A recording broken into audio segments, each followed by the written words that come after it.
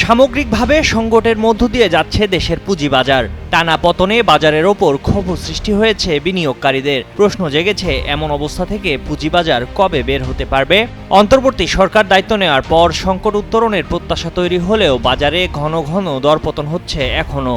এমন প্রেক্ষাপটে অন্তর্বর্তী সরকারের প্রধান উপদেষ্টা অধ্যাপক ডক্টর মোহাম্মদ ইউনূস শেয়ার বাজারের বর্তমান পরিস্থিতি পর্যালোচনার জন্য অর্থ মন্ত্রণালয়ের আর্থিক প্রতিষ্ঠানের মাধ্যমে জরুরি বৈঠকও ডেকেছেন।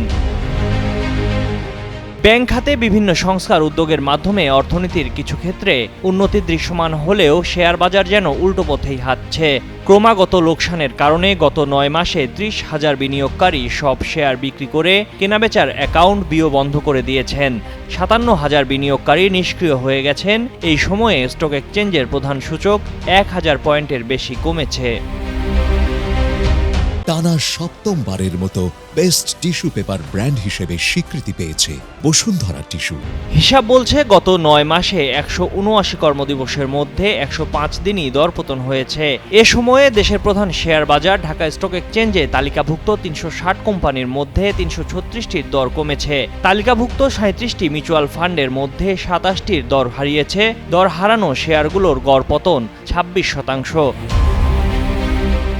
11 আগস্টের পর গত বৃহস্পতিবার পর্যন্ত সর্বনিম্ন 20% থেকে সর্বোচ্চ 85% দর হারিয়েছে 261 কোম্পানি ও মিউচুয়াল ফান্ডের শেয়ার। ডিএসইর প্রধান মূল্য সূচক ডিএসইএক্স 1113 পয়েন্ট খুইয়ে 4902 পয়েন্টে নেমেছে।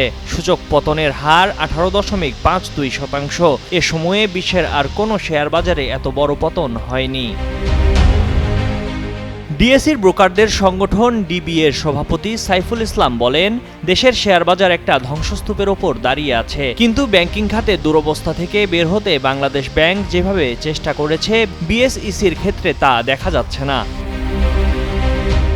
আশাবাদ প্রকাশ করে বাজারে অর্থ যোগানদাতা প্রতিষ্ঠান ইনভেস্টমেন্ট কর্পোরেশন অব বাংলাদেশের চেয়ারম্যান আবু আহমেদ বলেন, শিগগিরই কমিশনের সঙ্গে প্রধান উপদেষ্টা আলোচনায় বসবেন। সরকারের শীর্ষ পর্যায় থেকে বাজার ঠিক করতে তাগাদা দেওয়া হচ্ছে। এবছরের মধ্যেই বাজার স্বাভাবিক হয়ে যাবে বলেও আশা প্রকাশ করেন তিনি। ময়ূখ ইসলাম, কালের কণ্ঠ ডেস্ক।